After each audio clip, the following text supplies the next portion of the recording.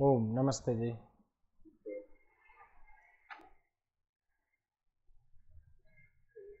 नमस्ते जी। आपका लेखन नहीं आया है? अच्छा, ग्रुप में भेजना था क्या? जी जी जी। अच्छा, अभी भेज दूँ? बाद में कक्षा के बाद भेज दीजिए। लिख लिए हैं आप? जी।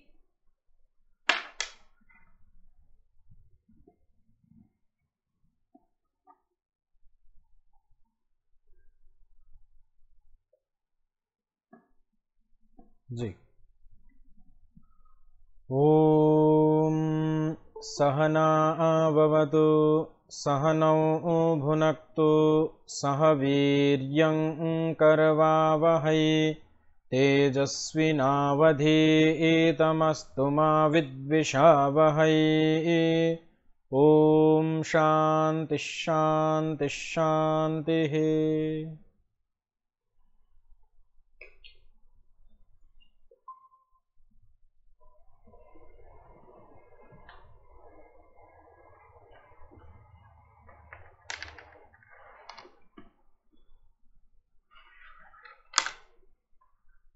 प्रथम एक श्लोक को थोड़ा सा समझेंगे। चाणक्य नीति का तृतीय अध्याय का प्रथम श्लोक है, कस्य दोषः कुले नास्ति व्याधिना को न पीडितः व्यसनं केन न प्राप्तं कस्य सौख्यम निरंतरम। शब्दशः देखेंगे, कस्य किसका, दोषः दोष, कुले कुल में, न अस्ति नहीं है। अब इसको जोड़ दीजिए, किसके कुल में कोई दोष नहीं है।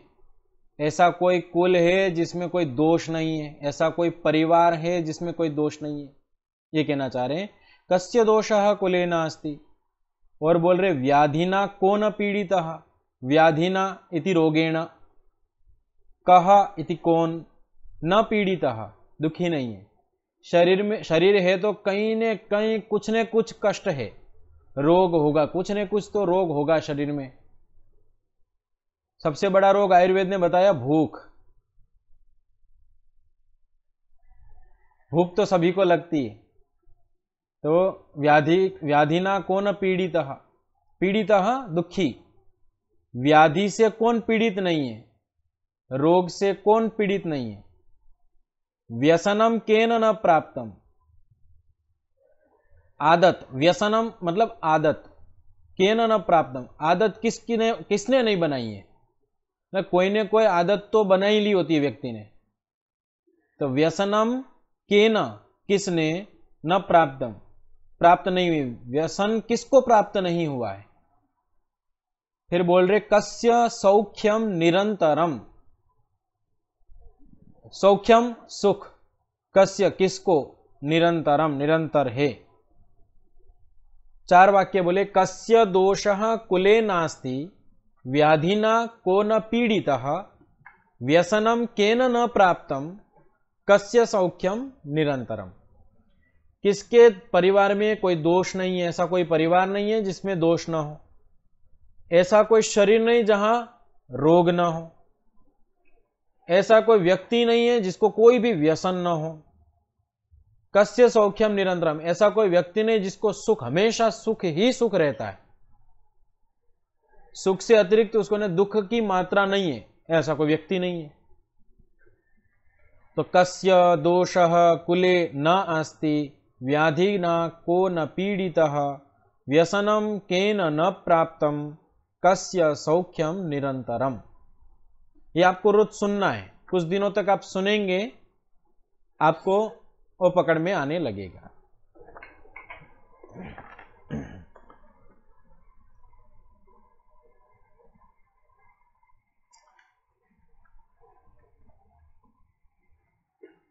वह पढ़ता है, नीलू जी बताएंगे। सह पठति। इसको बहुवचन में बदलेंगे तो क्या बनेगा अरुण जी? ते पठन्ति। ते पठन्ति। तौ पठति वाक्य अशुद्ध है कि शुद्ध है? रेशमा माता जी।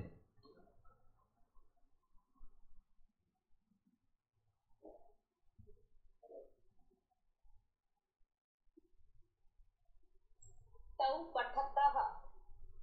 तौ पठतः। तौ पठतः क्यों है नीलू बहन जी? क्या नियम का यहां पर उल्लंघन हो रहा था? सह पठतः यदि वाक्य बोलेंगे तो वाक्य में क्या नियम का उल्लंघन हो रहा है? तौ द्विवचन है तो पठति पठत तौ पठतः वहां पे भी द्विवचन आएगा। द्विवचन है जी। दो मनुष्य गांव जाते हैं। अरुण जी। मनुष्यौ ग्रामं गच्छतः। मनुष्यो ग्रामं गच्छतः। मनुष्याः ग्रामं गच्छति। नीलू बहन जी। मनुष्याः ग्रामं गच्छन्ति। गच्छन्ति। ते पठति। रेशमा बहन जी। ते पठन्ति। ते पठन्ति। वे बालक जहां जाते हैं वहां हंसते हैं। नीलू जी।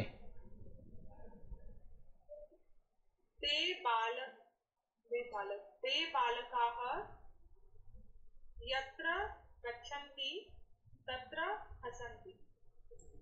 जी।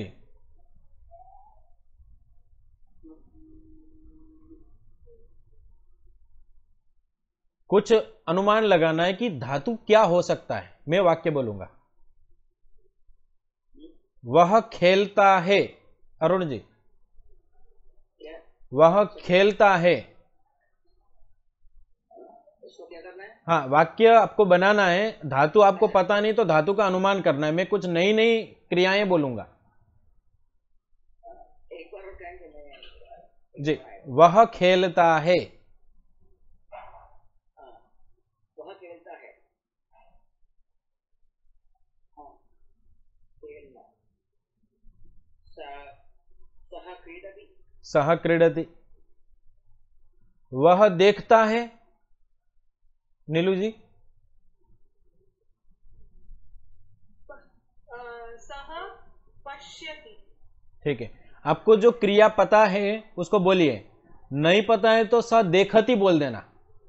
उसको मैं ठीक कर लूंगा।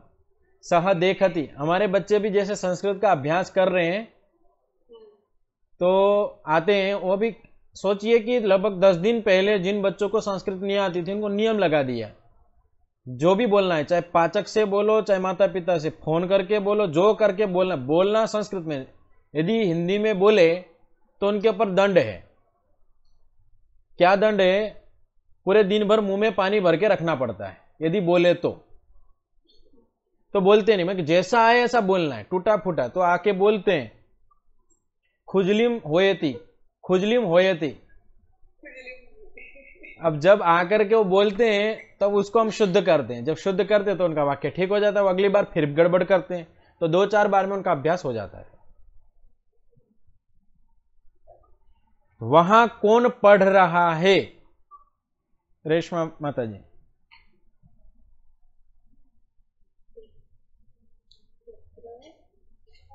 वहां कौन पढ़ रहा है? तत्र कः पठति।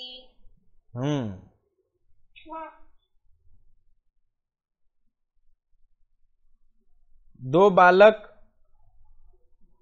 विद्यालय जाते हैं। नीलू जी। बालकौ विद्यालयं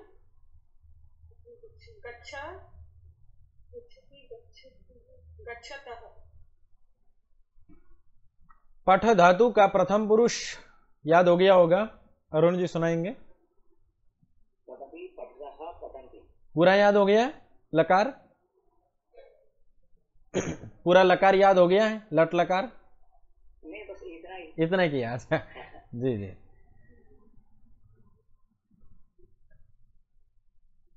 ईश्वर शब्द में द्वितीया विभक्ति का बहुवचन क्या होगा? नीलू जी।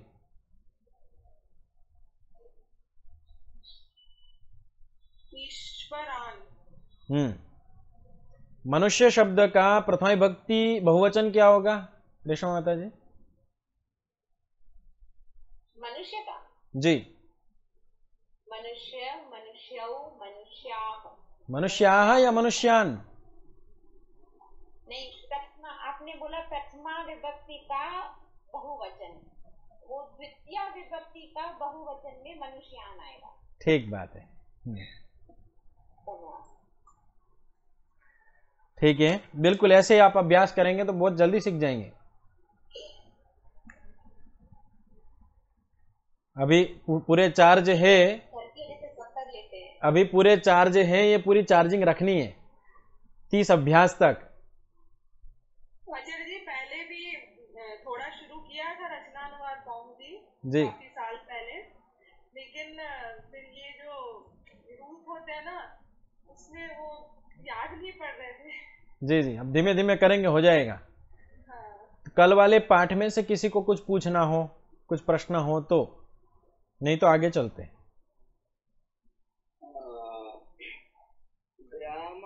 ग्रामं गच्छति, विद्यालयं गच्छति, ये विद्यालयः शब्द को विद्यालयम। हाँ, कर्म है, कर्म में द्वितीय विभक्ति होती है, उसका जाने की जो क्रिया, और इसमें सबसे मुख्य क्या है? कर्म मुख्य है, तो कर्म में द्वितीय विभक्ति होती है। द्वितीय अभ्यास क में दे रहे हैं, त्वम युवाम यूयम, तुम दोनों और तुम सब। अब क्या है, पहले के समय में तो तू शब्द का जो प्रयोग था वो व्यावहारिक था, एक दूसरे ऋषि भी आपस में जब बात करते थे ते मतम तव मतम ऐसे ऐसे प्रस्तुत करते थे। लेकिन आज हम किसी को बोल दे भाई तू ठीक नहीं है तो बोल देंगे असभ्य भाषा बोल रहा है। तो क्योंकि त्वम शब्द का प्रयोग अब कम हो गया है, वो एक सभ्य भाषा में नहीं आता, लेकिन फिर भी संस्कृत के लिए काम का है।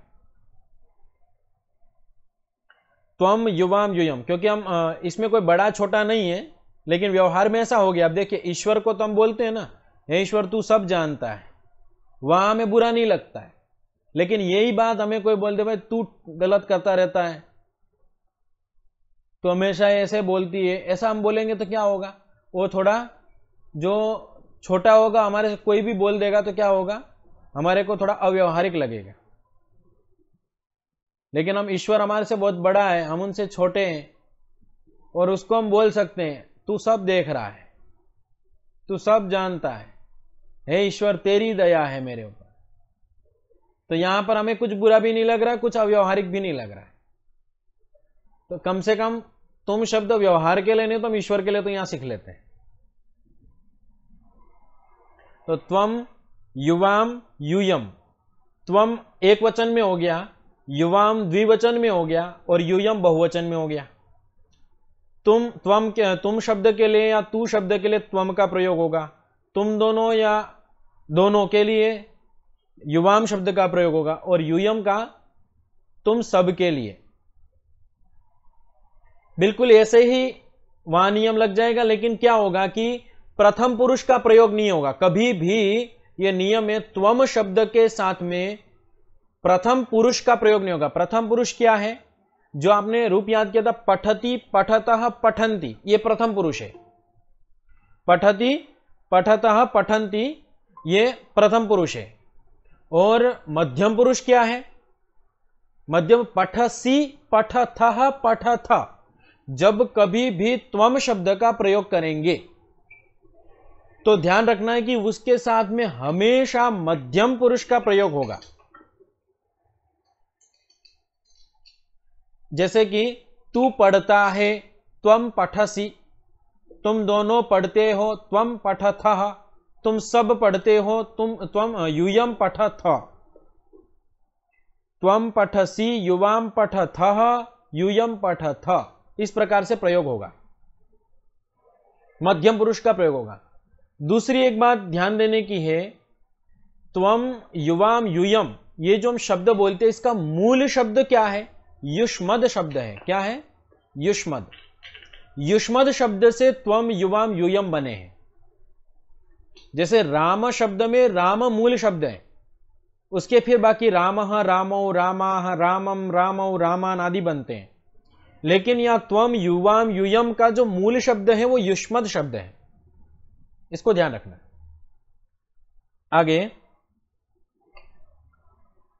सर्वनाम शब्द बता रहे, गृहम, गृहम गृहे गृहाणि, गृहम गृहे गृहाणि, फिर राम के अनुसार चलेगा, गृहेण गृहाभ्याम गृहैः, गृहाय गृहाभ्याम गृहेभ्यः, गृहात् गृहाभ्याम गृहेभ्यः, गृहस्य गृहयोः गृहाणाम गृहे गृहयोः गृहेषु। ज्ञानम, ज्ञान, ज्ञान शब्द का रूप भी गृह शब्द के अनुसार चलेगा। पुस्तकम, पुस्तकम शब्द, ये जो शब्द है नपुंसकलिंग शब्द है। अब क्या है, कुछ शब्दों में अभी प्रारंभिक अवस्था है तो पुल्लिंग स्त्रीलिंग नपुंसकलिंग का थोड़ा ध्यान देना पड़ेगा। व्यवहार के आधार पर उसका हमें निश्चय होता है कि ये पुल्लिंग है, ये स्त्रीलिंग है, नपुंसकलिंग है। ठीक है, जैसे दाल, दाल जो है वो स्त्रीलिंग है या पुल्लिंग है? हम जो बोलते हैं दाल पक रही है बोलते हैं या दाल पक रहा है बोलते हैं? पक रही है बोलते हैं। दाल, दाल पक रही है, तो यदि वहां का लिंग का निर्धारण कैसे हो रहा है? व्यवहार के कारण से हो रहा है। जैसा व्यवहार में प्रयोग होगा, चावल पक रहा है बोलते हैं हम, चावल पक रही है तो नहीं बोलते। तो वो भाषा के प्रयोग के आधार पर निर्धारण होता है। संस्कृत में भी ऐसा ही है। ऋषि का वाक्य लिंगं चाशिष्यम लोकाश्रयत्वात्, लिंग के ऊपर शासन करना हमारे बस की बात नहीं है। बोले लोकाधीन होने के कारण से, लोक के आश्रित होने के कारण से, वो लोक में जो व्यवहार होता है उसके ऊपर आश्रित है उसका व्यवहार।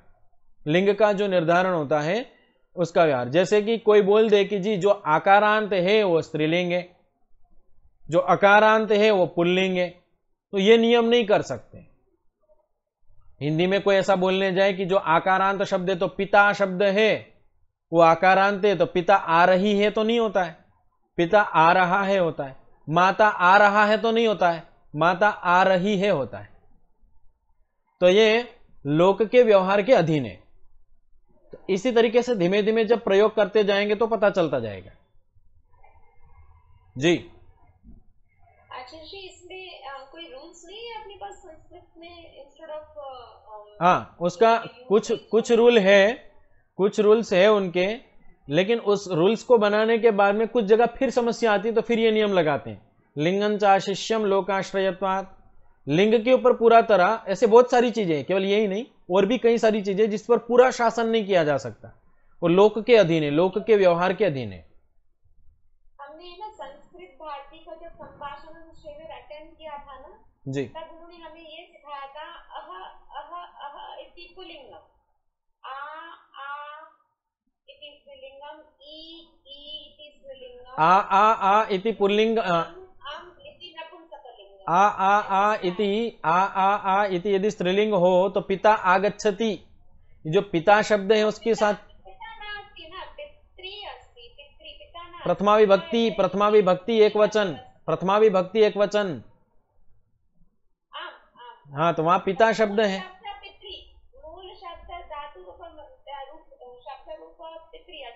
हरि, हरि शब्द है, हरि शब्द इकारांत है लेकिन पुल्लिंग है।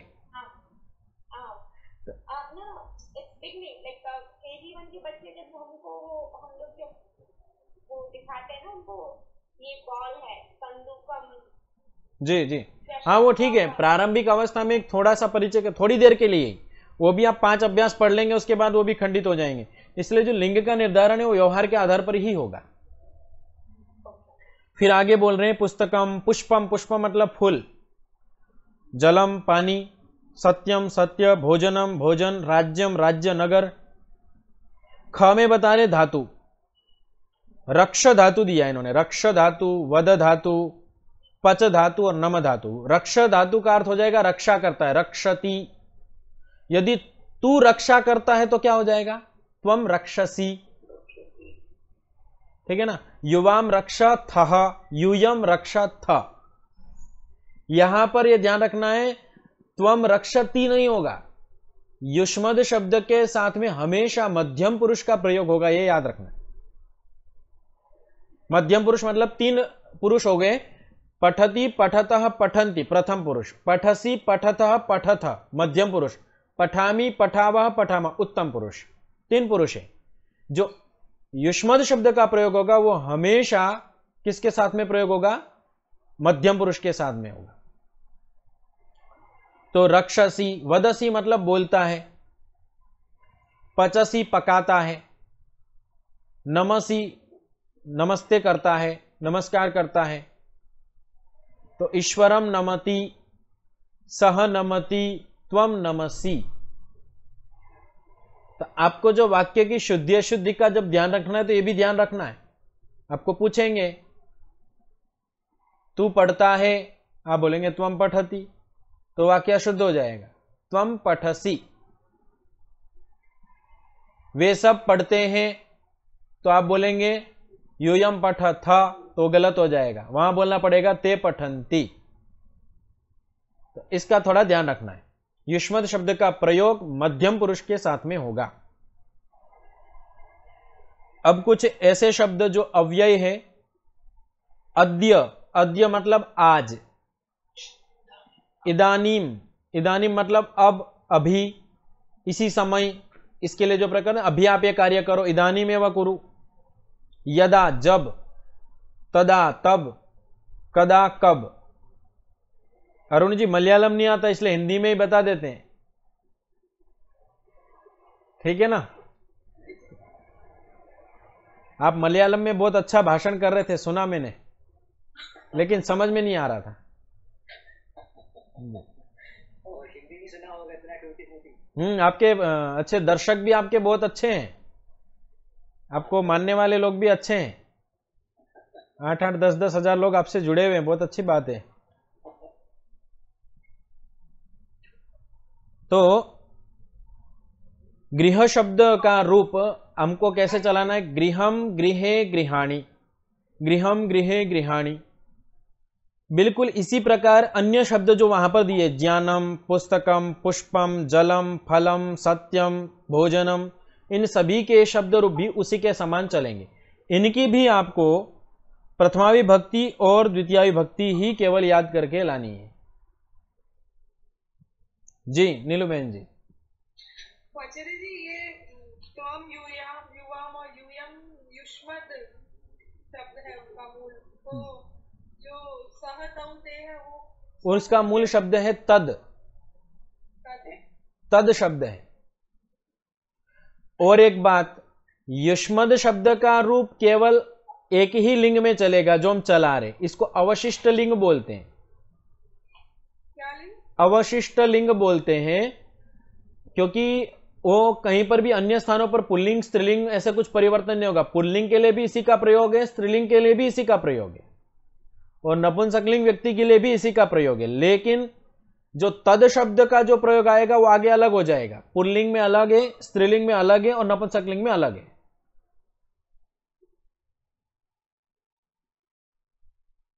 युष्मद को कौन सा शब्द को कहेंगे? युष्मद अविशिष्ट लिंग, अविशिष्ट लिंग। अवशिष्ट जो बचा लिंग है वह अविशिष्ट लिंग। अवशिष्ट बच गया, बचा हुआ को क्या बोलते हैं? अवशिष्ट। तो बचा हुआ लिंग अवशिष्ट लिंग, बस। आगे बोल रहे व्याकरण के उसमें लट मध्यम पुरुष। गृह शब्द के प्रथमा द्वितीया के रूप स्मरण करो। शब्द के अंत में प्रथमा और द्वितीया में ए आनी लगेगा। गृहम गृहे गृहाणी। गृह और पुष्प शब्द के आनी के स्थान पर आणी हो जाएगा। जहां रेफ और श के बाद में, मूर्धन्य श के बाद में यदि न आता है तो उसको ण हो जाता है। तो गृहम में जो र है तो वहां के गृहम गृहे गृहाणी। पुष्प में श है तो पुष्पम पुष्पे पुष्पाणी। लेकिन पुस्तकम पुस्तके पुस्तका नी रहेगा, वहां ण नहीं होगा, क्योंकि वहां श भी नहीं है और र भी नहीं है। इसी प्रकार पुष्पम पुष्पे पुष्पाणी नहीं हो गया, लेकिन ज्ञानम ज्ञाने ज्ञानानी, वहां ण नहीं होगा, क्योंकि वहां र और श नहीं है। र और श के बाद में यदि न आए तो ण हो जाता है।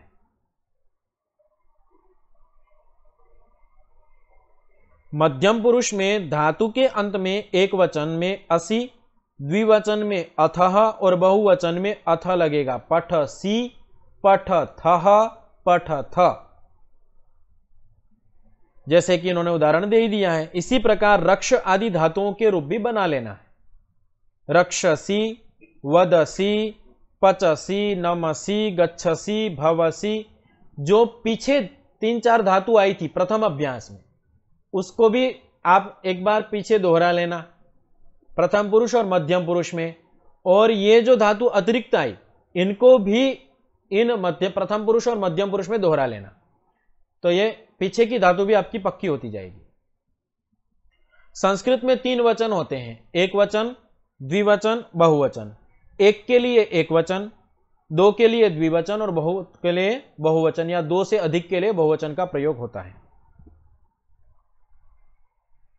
3 पुरुष होते हैं, प्रथम पुरुष, या उसको अन्य पुरुष भी बोलते हैं, अर्थात वह, वे दोनों और वे सब किसी व्यक्ति या वस्तु का नाम जब प्रयोग कर रहे हो तो प्रथम पुरुष का प्रयोग होगा। मध्यम पुरुष का अर्थात तुम, तुम दोनों और तुम सबके साथ में प्रयोग होगा, जो कि मैंने अभी आपको समझाया। और युष्मद उत्तम पुरुष का अर्थात मैं, हम दोनों और हम सबके साथ में प्रयोग होगा। फिर से देख लीजिए, सह तौते, या किसी वस्तु के साथ में हम कुछ प्रयोग कर रहे हो तो प्रथम पुरुष का प्रयोग होगा। तुम, तुम दोनों और तुम सबके साथ में युष्मद शब्द के साथ में मध्यम पुरुष का प्रयोग होगा। मैं, हम दोनों और हम सब अपने लिए उत्तम पुरुष का प्रयोग होगा। संस्कृत का एक नियम बता रहे हैं, अपदम न प्रयुंजीत, अपदम न प्रयुंजीत, नियम संख्या 4। अपदम न प्रयुंजीत, बिना प्रत्यय लगाए किसी शब्द या धातु का प्रयोग न करे। शब्द के अंत में जुड़ने वाले अह, औ, आह आदि तथा धातु के अंत में जुड़ने वाले अति, अतः, अंति आदि को प्रत्यय कहते हैं। अंत में बिना कुछ प्रत्यय लगाए गृह, पुस्तक, भोजन, पठ, रक्ष आदि का प्रयोग नहीं किया जा सकता। गृहम, पुस्तकम, पठति आदि का ही प्रयोग होता है। मतलब जब भी आप संस्कृत में प्रयोग करते हैं तो हम जैसे हिंदी में क्या बोलते हैं, राम आ रहा है, संस्कृत में यह नहीं होगा, रामः आगच्छति, राम आगच्छति नहीं बोल सकते। वेदः पठति, वेदम पठति, वेद पठति नहीं बोलेंगे। विभक्ति लगा करके, प्रत्यय लगा करके ही संस्कृत में शब्दों का प्रयोग करना होता है, तभी वो शुद्ध होता है, अन्यथा वो शब्द आपका वाक्य अशुद्ध हो जाता है। ठीक है, तो ये आपका द्वितीय अभ्यास का मुख्य भाग रहा। द्वितीय अभ्यास में आपको संस्कृत बनाओ 2 नंबर, 4 नंबर, 5 नंबर और 6 नंबर के कार्य करके आने हैं। 2, 4, 5 और 6। आज आप लगभग सभी ने गृह कार्य अच्छा किया है और कल भी आप अच्छे से करके भेजेंगे, तो ऐसे आप वाक्य बनाना सीख जाएंगे। दीपक जी को थोड़ा सा जल्दी आना पड़ेगा। जी आचार्य जी, पता नहीं सो गया था, बस एकदम से आंख खुली लगता है। हाँ, हरियाणा में ठंडी है ना। जी जी, चलिए ठीक है। ओम ओम शांति शांति शांति। नमस्ते जी।